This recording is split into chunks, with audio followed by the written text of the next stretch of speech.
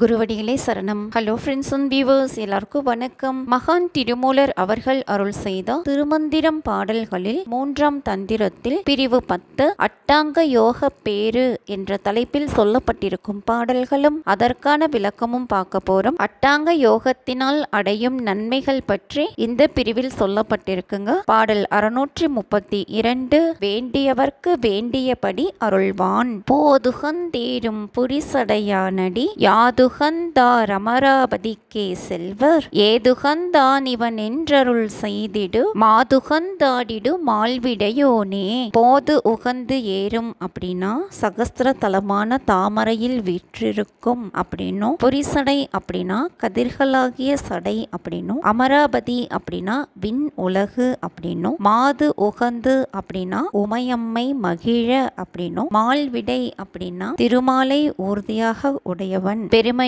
காலை அல்லது அறமான காலை அப்படின்னும் எடுத்துக்கலாம். சகஸ்ர தலத்தில் விருப்பமுடன் வீற்றிருக்கும் சிவனது திருவடியை எவ்வாறாயினும் விரும்பியவர் விண்ணுலகை அடைவார்கள். உமையம்மையார் மகிழ நடனம் செய்யும் காலை ஊர்தியை உடைய சிவம் இவன் எதனை விரும்பி வந்தான் என்று கருதி அவன் விரும்பியதை அருள் செய்வான். பாடல் 633 சிவபதம் கிட்டும் பற்றி பதத்தன்பு வைத்து பரன்புகழ் கற்றிருந்தாங்கே கருதும் அவர்கட்கு முற்றிருந்தாங்கே முனிவர் எதிர்வர தெற்றுன் சிவப்பதம் சேரலுமாமே. சிவபெருமானின் புகழை கேட்டு அதை சிந்தித்து இருக்க வேண்டும். அவ்வாறு இருப்பவர்களுக்கு சிவப்பதம் கிடைப்பது உறுதி. பதத்து அன்பு அப்படின்னா திருவடியில் காட்டத்தக்க அன்பு. பரன் அப்படின்னா சிவபெருமான். கருதும் அப்படின்னா சிந்திக்கும். தெற்றும் அப்படின்னா தெளிந்த திருவடியை பற்றி நின்று அன்பு கொண்டு சிவத்தின் புகழையே கேட்டு இருந்து அங்கு அப்படியே சிந்திப்பவர்களுக்கு முனிவர் எல்லாரும் எழுந்து எதிர்கொண்டு அழைக்க தெளிவான சிவபதம் சேரவும் கூடும். பாடல் 634 சிவயோகம் மேற்கொண்டவர் இம்மையிலேயே இன்பம் அடைவர். வருந்தி தவம் செய்து வானவர் கோவாய் திருந்தமராபதி செல்வன் இவனென தருந்தன் முழவங் குழழுமியம்ப இருந்தின்பம் எய்துவ ரீசன் அருளே.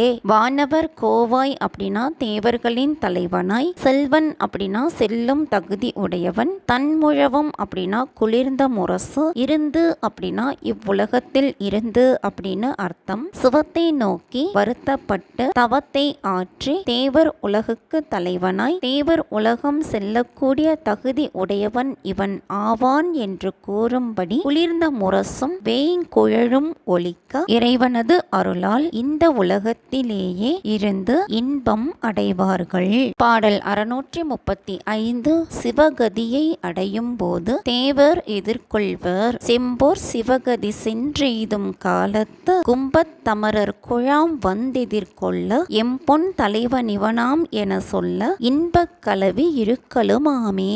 செம்பொன் சிவகதி அப்படின்னா அணு சதாசிவர் இருக்கும் மண்டலம், பொன் ஒளியில் விளங்கும் அப்படின்னு அர்த்தம். கும்பத்து அமரர் அப்படின்னா பூரண கும்பங்களை உடைய தேவர்கள். இன்பக் கலவி அப்படின்னா இன்பச் சேர்க்கை. செம்பொன் ஒளியுடைய சிவகதியை அடையும் காலத்தில் தேவர் கூட்டம் பூரண கும்பத்துடன் வந்து எதிர்கொண்டு அழைக்கும் எங்களுடைய பொன் மண்டலம் என்ற புத்தி மண்டல தலைவன் இவனே ஆவான் என்று யாவரும் பாராட்டுவார்கள். இன்ப சேர்க்கையில் கூடி இருக்கலாம். பாடல் 636 பக்குவம் வந்தபோது சிவபதம் கிட்டும்.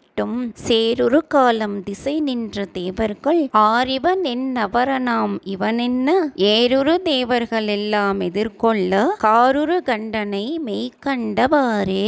அரண் அப்படின்னா சிவபெருமான், ஏருரு அப்படின்னா அழகு பொருந்திய, காருரு அப்படின்னா கருமை பொருந்திய சிவகதியை அடையும் போது திக்குபாலர்கள் ஆகிய தேவர்கள் இவன் யார் என்று வினவ சிவபெருமான் நாமே இவன் என்று கூற அழகுமிக்க தேவர்கள் அனைவரும் எதிர்வந்து அழைக்க கருநிறம் வாய்ந்த கழுத்தை உடைய சிவபெருமானை பயிற்சியாளர் நேரில் கண்டவர் ஆவார்கள்.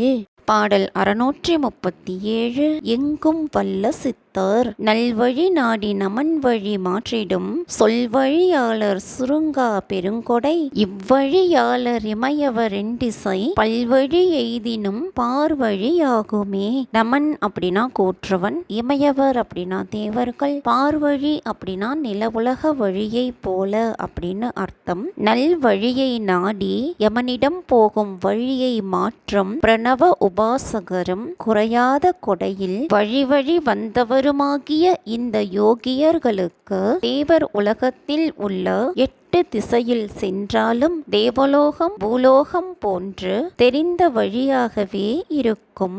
பாடல் 638. சிவயோகியரிடம் திருமால் முதலியவர் வாழ்தல். தூங்க வல்லார்க்கும் துணையேழ் புவனமும் வாங்க வல்லார்க்கும் வழி செய்து நின்றிட்டு தேங்க வல்லார்க்கும் திளைக்கும் அமுதமும் தாங்க வல்லார்க்கும் தன்னிடமாமே.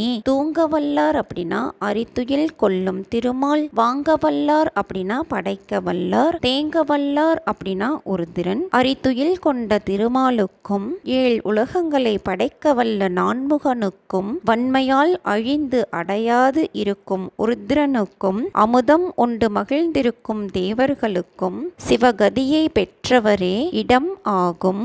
பாடல் 639. சிவபோதத்தில் அடங்கி இருப்பதே சமாதி. காரியமான உபாதியை தான் கடந்து ஆரிய காரணமேழும் தன் பாலுற ஆரிய காரணமாய தவத்திடை தாரியல் தற்பரன் சேர்தல் சமாதியே. ஆன்மாக்களுக்கு ஆணவ மலமறைப்பினால் உண்டாகும் உபாதிகள் 7. அவை இறை இன்மை, அற்ப அறிவுடைமை, அளவுபட்ட தன்மை, மாயையுடன் கூடிய தன்மை, சிறிதாற்றல் உடைமை, சுதந்திரம் இன்மை, காணாமை என்பவை. சிவத்தினது உபாதி 7 அப்படின்னா இறைமை, முற்றறிவு உடைமை, எங்கும் தான் ஆதல், இயல்பாகவே மாயை இன்மை, வரம்பில் ஆற்றல், தன்வயத்தன் ஆதல், ஒன்றி உணர்தல், இவை 7. தார் அப்படின்னா ஒழுங்கு. ஆன்மாக்களுக்கு ஆணவ மலமறைப்பால் துன்பம் 7ஐயும் கடந்து ஆரியனான சிவத்தினது உபாதி 7ஐயும் பொருந்தி பரம்பரையாக வரும் சுத்த மாயையானது கெட தவத்தில் இயங்கும் தன்மை உடைய பொருளை சேர்வதே சமாதியினது பயனாகும். என்ன ஃப்ரெண்ட்ஸ், பாடல்களும் விளக்கமும் உங்களுக்கும் தெளிவா புரிஞ்சிருக்கும்னு நினைக்கிறேன். மீண்டும் அட்டமா சித்தி என்ற தலைப்பில் சொல்லப்பட்டிருக்கும் பாடல்களும் அதற்கான விளக்கமும் பற்றின வீடியோல சந்திக்கலாம். தேங்க்யூ.